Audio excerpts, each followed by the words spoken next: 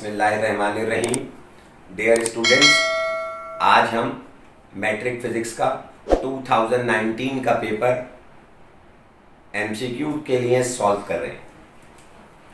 2019 में paper pattern थोड़ा different था और 19 एमसीक्यूज आती हैं आई थी। तो मैं जिस कंपनी का पास पेपर यूज़ कर रहा हूँ उसी सीक्वेंस से बता रहा हूँ, और जब यहाँ पर मैं आंसर बताता जाऊँगा तो उसके लेफ्ट पर या बॉटम पे सही है एमसीक्यू साथ आती जाएगी। मेरे पास जो पहली एमसीक्यू है वो unit of coefficient of friction पूछा है। तो कोफिशिएंट ऑफ फ्रिक्शन को म्यू से शो करते हैं और इसका कोई यूनिट नहीं होता। क्यों? क्योंकि ये दो सेम क्वांटिटीज़ के दरमियान रेशो होती है। फ्रिक्शन निकालने का फार्मूला होता है F equal to mu R. R हमारा नॉर्मल रिएक्शन है, म्यू कोफिशिएंट ऑफ फ्रिक्शन है, और जब हम इसकी वैल्यू निकालते हैं तो ये क्या होगा F अपॉन आर। आर इधर मल्टीप्लाइड होता है, इधर आके डिवाइड हो रहा है। ये भी फोर्स है और नॉर्मल रिएक्शन भी फोर्स है। ये मैंने अपनी पिछली वीडियो में बताया आपको, सेल्फ एडजस्ट फोर्सेस हैं। इसका यूनिट भी न्यूटन है और इसका यूनिट भी न्यूटन है। क्योंकि ये दो सेम क्वांटिटीज के दरमियान रेशियो है, इसलिए कोफिशिएंट ऑफ फ्रिक्शन का कोई यूनिट नहीं होता। एक और इससे रिलेटेड एमसीक्यूज आती है, वो भी जरा जहन में रखिएगा। ये दोनों कैंसिल आउट होगा, इसलिए कोई यूनिट नहीं बचा। वो एक और एमसीक्यू जो जहन आती है वो क्या है, वो ये कि इसकी म्यू की वैल्यू किस पे डिपेंड करती है। म्यू की वैल्यू नेचर ऑफ सरफेसेस पे डिपेंड करती है। दो सरफेस जो कांटेक्ट में आई है उस पर डिपेंड करती है, ये भी याद रखिएगा। बाकी और किसी चीज पर डिपेंड नहीं करती। एक और अहम बात है म्यू के लिए, म्यू की वैल्यू हमेशा लेस देन 1 होती है। इससे एक और बात पता चलती है, वो क्या कि म्यू क्या है, एफ और आर की रेशो है, और लेस देन 1 होने का मतलब क्या है कि आर फोर्स ऑफ फ्रिक्शन, दो ऑब्जेक्ट के दरमियान फोर्स ऑफ फ्रिक्शन उस ऑब्जेक्ट के वेट से ज्यादा नहीं होती। आर इक्वल होता है वेट ऑफ ए बॉडी के, नॉर्मल रिएक्शन है। और जो जैसे मैं जमीन पर खड़ा हुआ हूं तो मेरे पैर और फ्लोर के दरमियान जो फ्रिक्शन है वो मेरी बॉडी के वेट के बराबर भी नहीं है। अगर बराबर होती तो ये कट करके आ जाता 1। मेरी बॉडी का वेट ज्यादा है और मेरे पैरों और फ्लोर के दरमियान फ्रिक्शन कम है, इसलिए इसकी वैल्यू ऑलवेज लेस देन 1 होती है। 3 बातें इस म्यू के बारे में ज़हन में रखनी है। एक तो इसका कोई यूनिट नहीं होता, दूसरे ये नेचर ऑफ सही है सरफेसेस पे डिपेंड करती है, तीसरे इसकी वैल्यू हमेशा लेस देन 1 होती है। 1 या 1 से बड़े किसी आंसर को टिक नहीं किया जाएगा। सेकेंड एमसीक्यू है मेरे पास, वो है an incline plane 5 metre long has 1 end raised by 1 metre. एक इंक्लाइन प्लेन है जिसकी लेंथ जो है वो 5 मीटर लॉन्ग है। ऐसे है इंक्लाइन प्लेन जो स्लोप होती है, समझ में आ गई बात। घर में बाइक वाइक लाने के लिए जो बना लेते हैं, जिसको उर्दू में हम कहते हैं ढलवान, सही है। ये इंक्लाइन प्लेन की लेंथ है और ये इंक्लाइन प्लेन की हाइट है, और यहां पर इसका एंगल ऑफ इंक्लिनेशन है। और इसका जो मैकेनिकल एडवांटेज का फार्मूला होता है वो L/H होता है, length of incline plane divided by height of incline plane. इस वक्त इस एमसीक्यू में लेंथ कितनी दी हुई है 5, और हाइट कितनी दी हुई है 1 मीटर। तो 5 डिवाइडेड बाय 1 क्या आएगा 5, तो इसका आंसर है 5। और मैकेनिकल एडवांटेज का भी कोई यूनिट नहीं होता, क्योंकि ये दोनों बुनियादी तौर पे लेंथ है। हाइट भी एक लेंथ है और लेंथ भी एक लेंथ है। और अगर हम ज्यादा एडवांटेज हासिल करना चाहते हैं मैकेनिकल एडवांटेज, तो न्यूमरेटर की वैल्यू ज्यादा रखनी चाहिए और हाइट कम रखना चाहिए। अगर हम घर का जीना निकाल रहे हैं तो हमें कोशिश करनी चाहिए कि हम लेंथ क्या रखें उसकी ज्यादा रखें और हाइट कम रखें।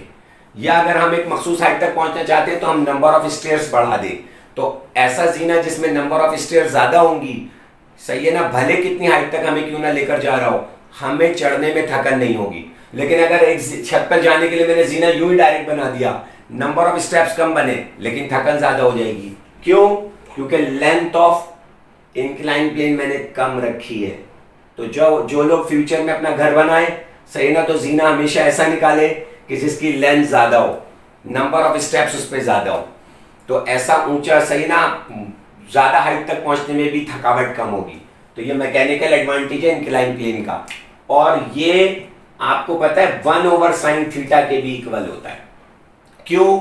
साइन थीटा होता है थीटा के सामने वाली साइड को क्या कहते हैं, परपेंडिकुलर, और 90 के सामने वाली साइड को क्या कहते हैं, हाइपोटेनस। और साइन थीटा क्या होता है, P/H। साइन थीटा क्या होता है, P/H, परपेंडिकुलर ओवर हाइपोटेनस।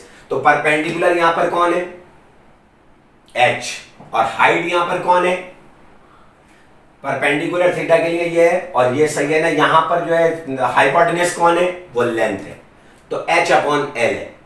और यहां पर 1/sin थीटा है, तो इसको पलटे आप 1/sin थीटा, और ये हो जाएगा L/H। जब आप इधर पलटेंगे तो इधर भी पलटेंगे, तो L/H ये रहा आपके पास, इक्वल किसके, 1/sin। तो मैकेनिकल एडवांटेज के दो फार्मूले, L/H और 1/sin थीटा। सही है ना। ये असल में सिंपल मशीन से आया है, अब वो रिड्यूस में कट गया है, लेकिन जाहिर है जब मैं पेपर सॉल्व करवा रहा हूं तो पूरा करवाऊंगा। सही ना। इसको पढ़ाने के लिए सॉरी। नंबर 3 MCQ है मेरे पास, वो है if two parallel forces have the same direction they are called. दो फोर्सेस हैं, पैरेलल है, सेम डायरेक्शन में, तो इन्हें क्या कहेंगे, इन्हें पैरेलल फोर्सेस कहेंगे। ऑप्शन में दिया हुआ इन्होंने unlike parallel forces, couple, rectangular forces, like parallel forces. तो ऑप्शन है ना, आंसर क्या है, लाइक पैरेलल फोर्सेस। अनलाइक तो क्या होती कि एक फोर्स यू लग रही होती और एक फोर्स यू लग रही होती, तो ये अनलाइक फोर्सेस होती। दोनों सेम डायरेक्शन की वर्डिंग बोली है, तो लाइक पैरेलल फोर्सेस है। कपल क्या होता है, कपल के लिए तीन बातें ध्यान में रखनी होती हैं कि two forces equal in magnitude, opposing in direction and not acting on the same line, ये क्या कहलाता है, कपल। कपल की भी डेफिनेशन आ सकती है, कपल की भी एमसीक्यूज आ सकती है, ये टॉप वाला चैप्टर है।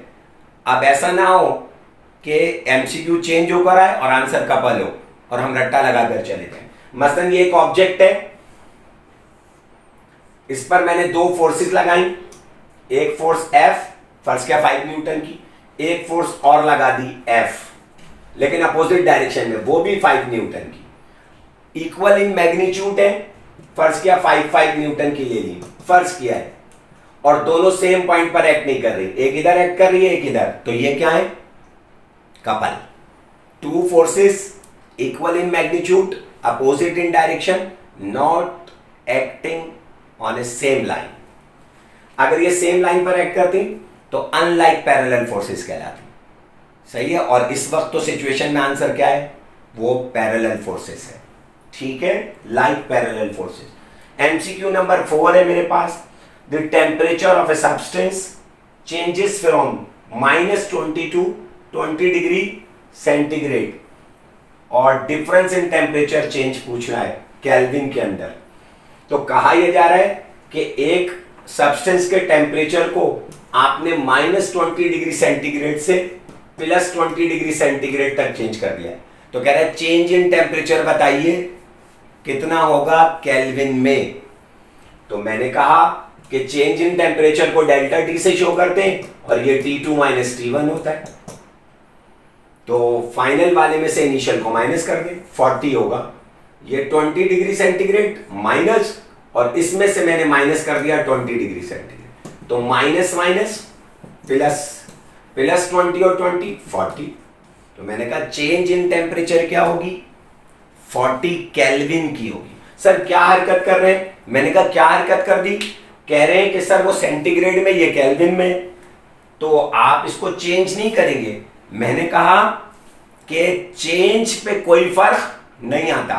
अगर मैं इसको पहले केल्विन में कन्वर्ट करूं, इसको भी केल्विन में कन्वर्ट करूं, और फिर इसमें से इसको माइनस करूं, तब भी आंसर यही आएगा। और अगर मैं विदाउट चेंज करे हुए इसको डायरेक्टली कर दूं, तो भी तब्दीली वही आएगी, चेंज पे फर्क नहीं आता। ठीक है, कैसे, एक स्टूडेंट ने कहा करके दिखाइए। तो हमने कहा पहला टेम्परेचर है T1 -20 डिग्री सेंटीग्रेड, इसे केल्विन में लाने के लिए 273 ऐड कर दिया, तो ये 293 हो गया केल्विन के अंदर। और T2 क्या था, नहीं प्लस माइनस माइनस सॉरी, और 273 में से 20 माइनस कर देंगे तो 253 हो गया। T2 क्या था 20 डिग्री सेंटीग्रेड, इसमें 273 ऐड करा तो ये 293 केल्विन होगी। अब अगर मैं माइनस कर लूं delta T, T2 minus T1, तब भी वही आंसर आएगा। T2 कितना है 293 माइनस T1 कितना है 253, 293 में से 253 निकालूंगा तो 40 केल्विन, तो फिर भी वही आंसर आएगा। इसलिए कभी कन्वर्ट करने की जरूरत नहीं है डिफरेंस ऑफ टेम्परेचर निकालते वक्त, तो डायरेक्टली कर देगा। कुछ बच्चे देर कर देते हैं एमसीक्यू में, पहले वो कन्वर्ट करते हैं इस तरह और फिर जाके चेंज निकालते हैं। बस फाइनल माइनस इनिशियल करना है, तो बाद वाले टेम्परेचर में से पहले वाले को माइनस कर देंगे, तो चेंज में कोई फर्क नहीं आएगा। ठीक है, शाबाश। अब मेरे पास एमसीक्यू नंबर है जो मेरे पास पेपर चल रहा है, उसके अंदर हम लोग करने जा रहे हैं एमसीक्यू नंबर 5। कह रहे हैं small drops of rain water disperse sunlight into different colour is called. कह रहे हैं कि जो वाटर के स्मॉल ड्रॉप होते हैं बारिश के बाद, वो क्या कहते हैं, जब सूरज निकलता है तो उस सनलाइट को डिस्पर्स कर देते हैं, जिसके नतीजे में रेनबो, सही है ना, नजर आती है अक्सर बारिश के बाद।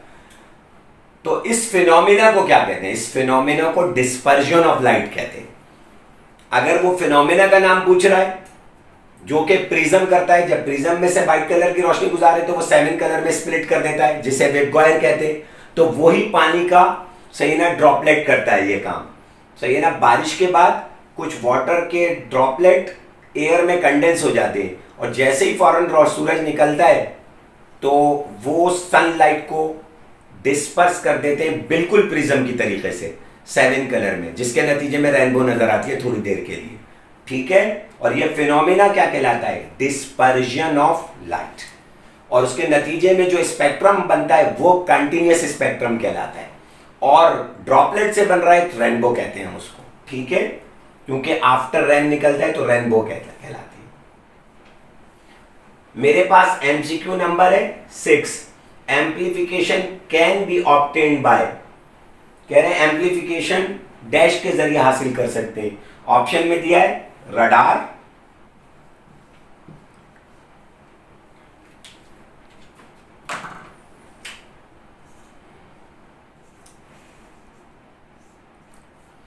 बी ऑप्शन में दिया है ट्रांजिस्टर, और यही इसका आंसर भी है।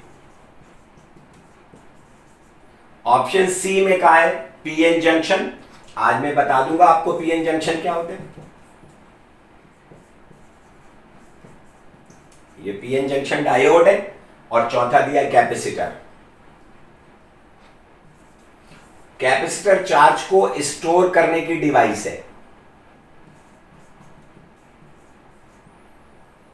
सही है। रडार कोई भी समझ में आई, ड्रोन आ रहा है, समझ में आ गई बात, या कोई भी एरोप्लेन जब दुश्मन का आता है तो रिफ्लेक्शन ऑफ लाइट की मदद से उसकी डिफ्लेक्शन, सही ना, क्या हो जाती है, डिटेक्शन हो जाती है। रडार डिटेक्शन करने के काम आता है। यहां पर दिया है कि एम्प्लीफिकेशन, एम्प्लीफिकेशन का मतलब है किसी चीज को बढ़ा चढ़ा कर पेश करना, तो ट्रांजिस्टर ये काम करता है एम्पलीफायर का। जैसे मैं यहां बोल रहा हूं तो मेरी आवाज सिर्फ कमरे में, मैं चाहता हूं पूरा इलाका सुने, तो मैं माइक लेके बोलना शुरू कर दूंगा, तो माइक को क्या कहते हैं, एम्पलीफायर। तो एम्पलीफायर का काम क्या होता है, समझ में आगे बात, बढ़ा चढ़ा के, एम्पलीफिकेशन बढ़ा चढ़ा के। हर घर में भी एक एम्पलीफायर होता है, समझ में आगे बात, जो बात का बतंगड़ बना देता है। छोटी सी बात होती है, बढ़ा चढ़ा के पेश करते हैं कुछ लोग, तो वो भी एम्पलीफायर होते हैं। उनका भी फोन नंबर आप एम्पलीफायर के नाम से सेव करा करें, ताकि याद रह जाए कि एम्पलीफायर किसे, हर खानदान में एक मिल जाएगा एम्पलीफायर आपको। नई एमसीक्यू है हमारे पास, वो है the image found in a plane mirror. कह रहे हैं एमसीक्यू नंबर 7 है, इस वक्त आंसर 6 का ये था। 7 में कि the image found in a plane mirror is, जो घर में आईना लगा होता है वो प्लेन मिरर होता है, तो कहता है वो डैश इमेज बनाता है। इन्होंने ऑप्शन दिया हुआ है पहला ऑप्शन दिया है रियल, दूसरा इन्वर्टेड, तीसरा वर्चुअल एंड इरेक्ट, चौथा रियल एंड इन्वर्टेड। यानी एमसीक्यू नंबर 7 के ऑप्शन में है रियल, वर्चुअल,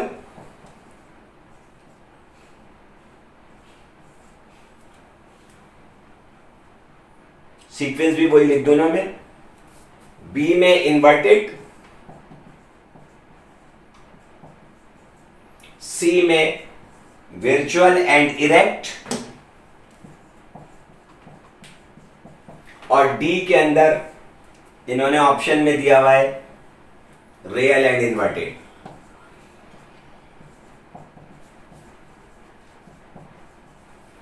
आपको पता है जो रियल इमेज होती है वो हमेशा इन्वर्टेड होती है। तो जब हम प्लेन मिरर के सामने खड़े होते हैं तो जो हमारी इमेज है वो बुनियादी तौर पर वर्चुअल है और लिटरली इन्वर्टेड है। असल आंसर होता है प्लेन मिरर से जो इमेज बनती है उसकी कैरेक्टरिस्टिक क्या है? उसकी कैरेक्टरिस्टिक है वो वर्चुअल होगी, लिटरली इन्वर्टेड होगी और सेम साइज की होगी। यानी जितनी दूर प्लेन मिरर से एक ऑब्जेक्ट होता है उतनी ही दूर पीछे इमेज बनती है। अगर आप मिरर के आगे आएंगे तो वो इमेज भी आगे आ जाती है, आप पीछे जाएंगे वो भी पीछे आ जाएगी। और आप सीधे हैं, खड़े होते हैं तो मिरर में कोई सर केवल थोड़ी नजर आते, सर नीचे टांगे ऊपर थोड़ी नजर आती है। और जो अगर एक ऑब्जेक्ट यूं है और वो यूं नजर आ रहा है तो इसका मतलब है रियल और इन्वर्टेड है।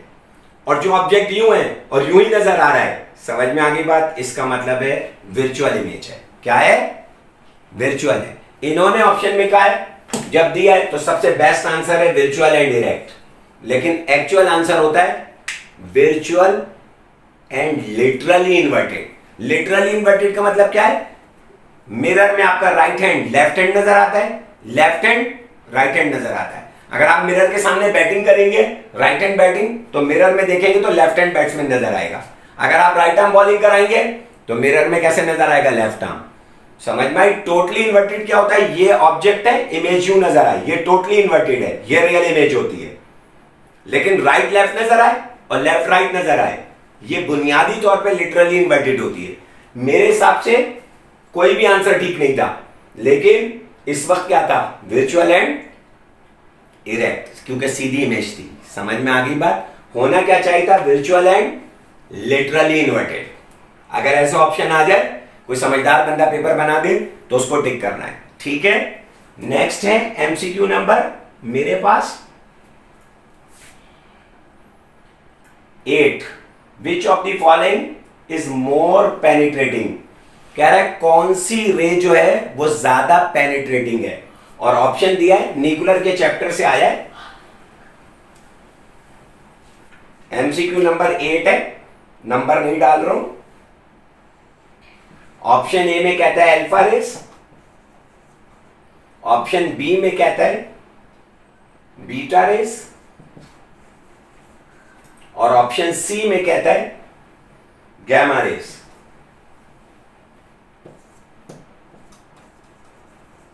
और ऑप्शन डी में कहता है एक्स रेस। तो कहता है सबसे ज्यादा पेनिट्रेट कौन करता है? आपको पता है अल्फा बीटा गैमा में सबसे ज्यादा पेनिट्रेशन गैमा की होती है, और सबसे ज्यादा आयनाइजेशन अल्फा की होती है। अगर आयनाइजेशन का ऑर्डर पूछ ले तो अल्फा, बीटा और फिर गैमा। कहता है अगर आयनाइज गैसों की आयनाइजेशन का ऑर्डर है, ऑर्डर ऑफ आयनाइजेशन, अगर ऑर्डर ऑफ आयनाइजेशन हो, यह सवाल भी बहुत आता है, तो क्या होगा? सबसे ज्यादा आयनाइजेशन करती है अल्फा, फिर बीटा और फिर गैमा। अगर ऑर्डर ऑफ पेनिट्रेशन हो तो पेनिट्रेशन का ऑर्डर क्या है? सबसे ज्यादा गैमा, उसके बाद बीटा, बीटा दोनों तरफ से दरमियान, सबसे कम अल्फा। सही है? और आपको पता है ये जिस तरह मुंह बड़ा है वो ग्रेटर है, तो ये पेनिट्रेशन का ऑर्डर है, वो ऑर्डर ऑफ आयनाइजेशन है। ठीक है, इस वक्त आंसर ये है गैमा। नेक्स्ट है unit of light intensity is candela. Light intensity का यूनिट क्या है? कैंडेला। कैंडेला आपको पता है एडिसन का शागिर्द था, और एडिसन ने मरवा दिया कैंडेला को। क्यों? उस दौर में सोलर बल्ब ले आया था और एडिसन ने ठेके पकड़ लिए थे, एडिसन ने बल्ब इजाद कराए। समझ में आ गई बात? ठेके पकड़ लिए थे बड़ी बड़ी कंपनीज के, ऑर्डर आ रहे थे। अगर उस दौरान कैंडेला का बल्ब आ जाता तो सारे ऑर्डर कैंसिल हो जाते जो खबरों वगैरह पे लगे होते सोलर। तो उस जमाने में क्या, इसलिए ल्यूमिनस इंटेंसिटी का यूनिट क्या है? कैंडेला। और कैंडेला साइंटिस्ट का नाम है। समझ में आ गई ना बात? तो कभी कभार ऐसा होता है, उस्ताद ही मरवाते थे शागिर्द को, अगर शागिर्द उस्ताद से आगे बढ़ने लग जाए। इसलिए कहते हैं इल्म जरिया निजात नहीं है। कुछ और चीजें भी इसके लिए बहुत जरूरी हैं। नेक्स्ट है, ये सारी बातें इसलिए बता रहे कि याद रह जाए। इन्होंने 4 ऑप्शन दिए थे इसके लिए। यूनिट ऑफ लाइट इंटेंसिटी के लिए पास्कल, सबको पता है पास्कल प्रेशर का यूनिट है, यंग मॉडुलस का यूनिट है, स्ट्रेस का यूनिट है, समझ में, बल्क मॉडुलस का यूनिट है, पिछली वीडियो में मैंने बताया है, वोल्ट पोटेंशियल डिफरेंस या ईएमएफ का यूनिट है या वोल्टेज का यूनिट है, और जूल एनर्जी का यूनिट है। तो कैंडेला जो है वो ल्यूमिनस इंटेंसिटी का यूनिट है। मेरे पास एमसीक्यू नंबर 10, अब हम 10 करने जा रहे हैं और 10 में है the circumference of earth was determined by, ये आपको पता है अल-बैरूनी ने करा था। 4 मुस्लिम साइंटिस्ट के नाम दिए, सही ना? उसमें अबू अली हसन इब्न हैसम, याकूब अल किंदी और अल-बैरूनी नाम है। तो ऑप्शन में क्या करेंगे, ये याद करना है। अल-बैरूनी ने, समझ में आ गई बात, सर्कमफ्रेंस ऑफ, सही ना, अर्थ मालूम करा था। और सर्कमफ्रेंस का फार्मूला क्या होता है? 2πr। किसी भी सर्कमफ्रेंस, सर्किल का सर्कमफ्रेंस क्या होता है? यहां से चला और वापस यहां आ गया, ये बाउंड्री पे जो घूम रही है सर्कमफ्रेंस है। और इस सर्किल ने जितनी जगह घेरी हुई है वो इसका एरिया है। तो एरिया ऑफ सर्किल निकालते πr² से, और सर्कमफ्रेंस ऑफ सर्किल निकालते 2πr से। और अर्थ का सर्कमफ्रेंस किसने निकाला था? वो अल-बैरूनी ने निकाला था। ठीक है। नेक्स्ट है 11 in British engineering system 1 horsepower यानी HP। 11 में कहा है 1 HP is equal to dash, ये दे दिया 1 horsepower British engineering system में 1 हॉर्स पावर डैश के इक्वल होती है। सही है। एमसीक्यू नंबर 11 है मेरे पास ये। और इन्होंने जो ऑप्शन में आंसर दिए हैं वो दिए हैं 560 feet pound into second. Option B में 505 सेम यूनिट के साथ फीट पाउंड पर सेकेंड। ऑप्शन सी में 550 फीट पाउंड पर सेकेंड। ऑप्शन डी में 546 फीट पाउंड पर सेकेंड। ऑप्शन सी आंसर है इसका 550। और 1 HP याद कर लेंगे हम, ज्यादातर आता है 746 वॉट के बराबर होता है। और ये 550 फीट पाउंड, इधर शायद नजर ना आए तो मैं यहां लिख देता हूं 1 HP 550 फीट पाउंड पर सेकंड के इक्वल होता है। इस वक्त ये ऑप्शन है। MCQ number 12 it is a vector quantity. ये मैंने बताया था कि ये तकरीबन हर साल आती है। 4 क्वांटिटी दे देगा, 3 स्केलर होंगी, 1 वेक्टर, उसे जज करना है। कभी कभार 3 सही है ना वेक्टर होंगी, 1 स्केलर, और पूछेगा कि कौन स्केलर क्वांटिटी है, जरा होशियारी के साथ। तो 4 ऑप्शन दिए, डिस्टेंस, डिस्प्लेसमेंट, स्पीड और मास। कह रहा है कौन इसमें वेक्टर क्वांटिटी है। डिस्टेंस आपको पता है स्केलर होता है, डिस्प्लेसमेंट ये वेक्टर होता है, ये तो ऑप्शन आ गया। सी में कहता है स्पीड और मास। स्पीड आपको पता है स्केलर होती है, वेलोसिटी वेक्टर होती है, और मास भी स्केलर क्वांटिटी है। ये तीनों, ये और ये स्केलर है और वेक्टर ही है। अब मेरे पास एमसीक्यू नंबर है 13। आर्किमिडस या Archimedes principle is used to determine, ये बहुत आती है एमसीक्यूज, ये स्पेसिफिक ग्रेविटी को मालूम करने के लिए। और स्पेसिफिक ग्रेविटी का दूसरा नाम क्या है? Relative density. तो बेसिकली आर्किमिडस प्रिंसिपल किस लिए इस्तेमाल होता है? स्पेसिफिक ग्रेविटी या रिलेटिव डेंसिटी को मालूम करने के लिए। दो नाम है, स्पेसिफिक, मैंने भी ऑप्शन नहीं देखे, स्पेसिफिक डेंसिटी और इसे स्पेसिफिक ग्रेविटी और इसे रिलेटिव डेंसिटी भी कहते हैं।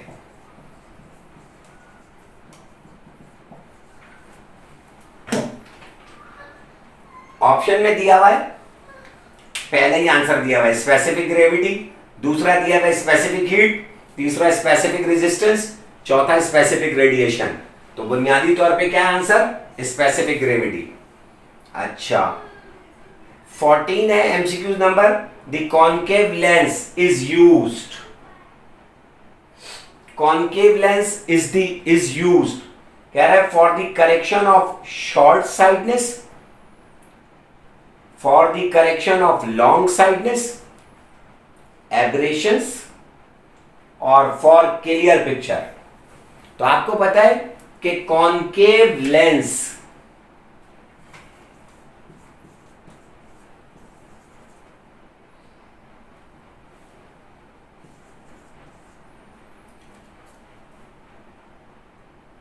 ये डबल कॉनकेव लेंस है, सही है। कॉनकेव लेंस ऐसा है, इसका दूसरा नाम होता है डाइवर्जिंग लेंस।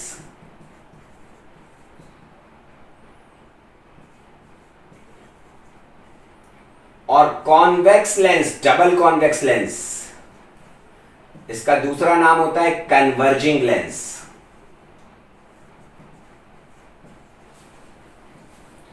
ये इस तरह होता है।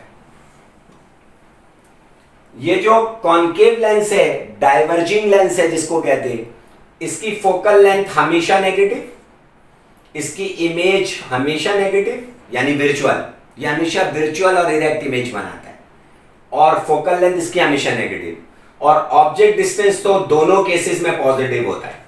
ठीक, ये क्या है? इसकी फोकल लेंथ हमेशा पॉजिटिव, और इसकी सही है ना इमेज 5 केसेस में पॉजिटिव, छठे केस में नेगेटिव। जब ऑब्जेक्ट विद इन फोकस आ जाता है, फोकस के अंदर आ जाता है, तो फिर ये विर्चुअल और इरेक्ट इमेज बनाता है। वरना 5 केसेस में क्या है? पॉजिटिव, यानी पॉजिटिव इन 5 केस, शुरू के 5 केसेस में, and negative in 1 case, case number 6 में। और P तो हमेशा क्या होता है?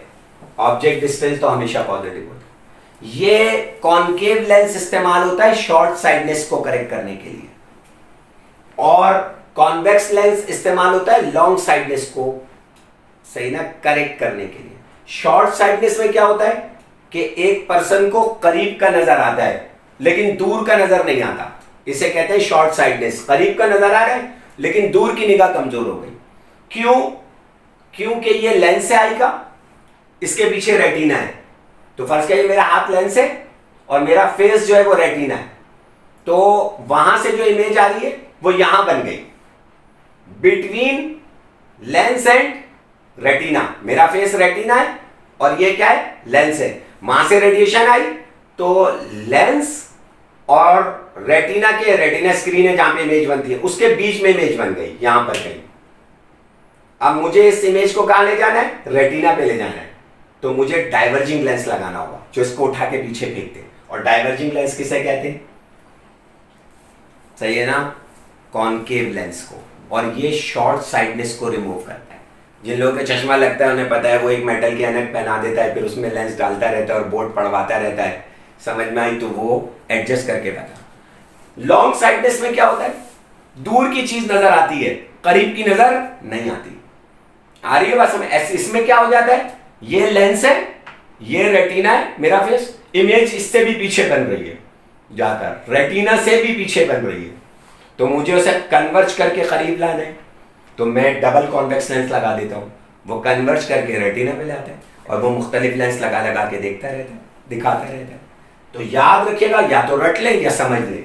कन्वर्जिंग लेंस, कॉन्केव लेंस क्या करता है, शॉर्ट साइडनेस को रिमूव करता है। शॉर्ट साइडनेस में करीब की चीजें नजर आती हैं, दूर की नहीं आती। कन्वर्जिंग लेंस या कॉन्वेक्स लेंस लॉन्ग साइडनेस को रिमूव करता है, इसमें दूर की चीजें नजर आती हैं, करीब की नहीं आती। आ रही है बात समझ में? खैर, और ये चीजें भी अभी आगे जाकर काम आ जाएंगी। इसकी फोकल लेंथ कभी पॉजिटिव नहीं हो सकती, इसकी फोकल लेंथ हमेशा पॉजिटिव। नेक्स्ट, हम जितना आगे जाते जाएंगे ना, रिपीट होना शुरू हो जाएंगी एमसीक्यूज, फिर हमारा काम कम होता जाएगा। अब मेरे पास है MCQ number 15। In artificial satellite the necessary acceleration is provided by, कह रहा है gravitational force, frictional force, coulomb force, centrifugal force. तो जरा आर्टिफिशियल सैटेलाइट को कौन फोर्स प्रोवाइड कर रहा है, जमीन के मदार में घूम रहा है, तो जमीन प्रोवाइड कर रही है, तो बुनियादी तौर पे कौन सी फोर्स है, ग्रेविटेशनल फोर्स। क्या है, एमसीक्यूज नंबर 16 है, a form of disturbance which travels through a medium due to periodic motion of particle medium about their mean position is called wave motion। कह रहा है जब आप किसी मीडियम में डिस्टर्बेंस प्रोड्यूस करें, समझ में आ गई बात, और उस डिस्टर्बेंस की वजह से वो डिस्टर्बेंस मीडियम के जरिए एक जगह से दूसरी जगह समझ में ट्रांजिट कर जाए, ट्रेवल कर जाए, तो इसको आप डैश कहते हैं। समझ में आई? कह रहा है time period, resonance, frequency, wave motion. तो आंसर है वेव मोशन। वेव का काम क्या होता है, transfer of energy from one place to another place. और मैकेनिकल वेव को ट्रेवल करने के लिए क्या चाहिए, मीडियम। तो अगर आप एक मीडियम में क्या करते हैं, डिस्टर्बेंस प्रोड्यूस करते हैं, तो मीडियम के पार्टिकल एक जगह से दूसरी जगह क्या करते हैं, एनर्जी को मुंतकिल कर देते हैं। ये डिस्टर्बेंस आगे तक चली जाती है। ठहरा हुआ पानी था, आपने पत्थर फेंक दिया, तो आपने देखा कोसेंट्रिक रिपल प्रोड्यूस होते चले जाते हैं, तो वो वेव आगे तक चली जाती है, इसे वेव मोशन कहते हैं। ठीक है, नेक्स्ट है करंट दिया हुआ 1.5 एम्पियर, 17 एमसीक्यूज है, और रेजिस्टेंस दी है 10 ओहम की, और वोल्टेज पूछा है। तो ओहम्स लॉ, ओहम्स लॉ का सवाल है, आपको पता है इसमें I डायरेक्टली प्रोपोर्शनल होता है V के, और इसका फाइनल फार्मूला होता है V इक्वल है IR। इसमें V क्या है, पोटेंशियल डिफरेंस है, वोल्टेज है, I क्या है, करंट है, और R क्या है, रेजिस्टेंस है। अब इन तीन में से कोई सी भी दो चीजें देकर तीसरी पूछ सकता है। इस वक्त एमसीक्यू नंबर 17 में करंट दिया हुआ 1.5 एम्पियर, करंट का यूनिट होता है एम्पियर, और रेजिस्टेंस दी हुई है 10 ओहम। तो ये दिया हुआ है 1.5 ओहम, सॉरी एम्पियर, और रेजिस्टेंस दिया 10 ओहम। रेजिस्टेंस का यूनिट भी आ गया, हो सकता है ये लग जाए, करंट का यूनिट भी आ गया एम्पियर, और इसका यूनिट होता है volt. Voltage, EMF, potential difference का यूनिट है वोल्ट। इन दोनों को मल्टीप्लाई कर दूंगा तो 15 वोल्ट आ जाएगा। और एक बात और आ गई कि वोल्ट में कौन छुपा हुआ है, एम्पियर इंटू ओहम। इन दोनों को मिला के क्या कहा है, वोल्ट, और इन दोनों को मल्टीप्लाई करके 15। एमसीक्यू नंबर 18 है, the rate of change of velocity is called. आपको पता है rate of change of velocity क्या कहलाता है, एक्सेलरेशन। तो जितने भी बुक में रेट है सारे रेट बता देते, वो अगले वाले पेपर में शायद लग जाए, है ना। Rate of change of distance is called speed, rate of change of displacement is called velocity, rate of change of velocity is called acceleration, rate of doing work is called power. Rate of change of linear momentum is called force. Rate of change of angular momentum is called torque. Force क्या है? Rate of change of linear momentum divided by time, ये force है. Torque क्या है? Torque की एक definition ये भी है, rate of change of angular momentum. Angular momentum को एल से शो करते, ये टॉर्क है. एक्सेलरेशन क्या है? Rate of change of velocity is called acceleration. और वेलोसिटी क्या है? Rate of change of displacement, सब में टाइम से डिवाइड हो रहा है, ये velocity. Rate of doing work, power, ये स्केलर क्वांटिटी है, बाकी सारी वेक्टर थी. सही है. और rate of change of distance, distance को मैंने एस से शो कर दिया, ये स्पीड है. ये बगैर बार के लिखा है, वो बार के साथ, वो वेक्टर है, ये स्केलर है. सारे रेट बता दिए, आगे काम आ जाएगा. सही है. और 19 और लास्ट एमसीक्यू है मेरे पास इस पेपर की. Shunt converts a galvanometer into ammeter. सही है. शंट किसे कहते हैं? लो रेजिस्टेंस को. अगर गैल्वानोमीटर को, जीएम को, जीएम क्या है? गैल्वानोमीटर, इसको कन्वर्ट करना चाहते हैं आप एम मीटर में, और इसको कन्वर्ट करना चाहते हैं वोल्ट मीटर में, तो करते क्या है? गैल्वानोमीटर के सर्किट के साथ लो रेजिस्टेंस को पैरेलल लगा देते हैं. यानी ये गैल्वानोमीटर है जीएम, इसके सर्किट के साथ मैंने एक लो रेजिस्टेंस को, जिसे हम शंट कहते हैं, उमूमन आरएस से शो करते हैं. ये मेरा सेल या बैटरी है, आरएस से शो करते हैं. R for resistance, S for shunt.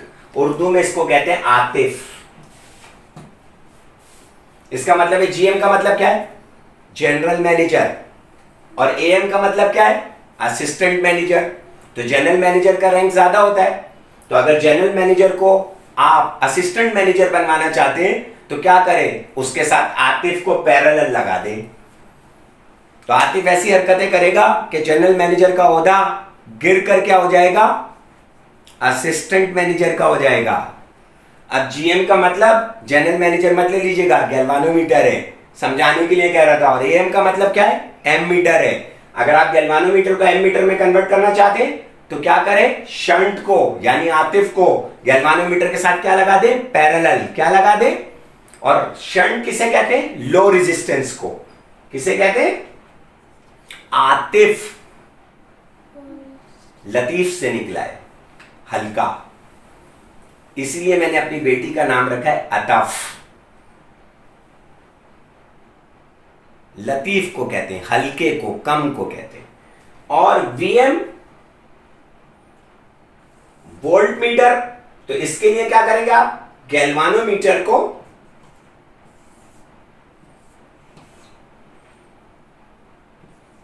के साथ हाई रेजिस्टेंस को क्या करेंगे? सीरीज में लगा देंगे. हाई रेजिस्टेंस को आरएक्स से शो करते हैं. तो ये हाई रेजिस्टेंस है. आप उल्टी ना आ जाए ना एमसीक्यूज. और ये सीरीज में लगी हुई है और ये पैरेलल लगी हुई है. अभी कह रहा है गैल्वानोमीटर को एमीटर बनाना है, याद रख लेना है. लो रेजिस्टेंस को पैरेलल लगाएंगे. गैल्वानोमीटर को वोल्टमीटर में कन्वर्ट करना, हो सकता है ये वाली आ जाए. हाई रेजिस्टेंस को सीरीज में लगा देंगे. सही है. ये 2019 का पेपर कंप्लीट हो गया. अब हम 18 और 17 और 16 की तरफ जाएंगे तो और आसानी होती जाएगी हमें. Thank you.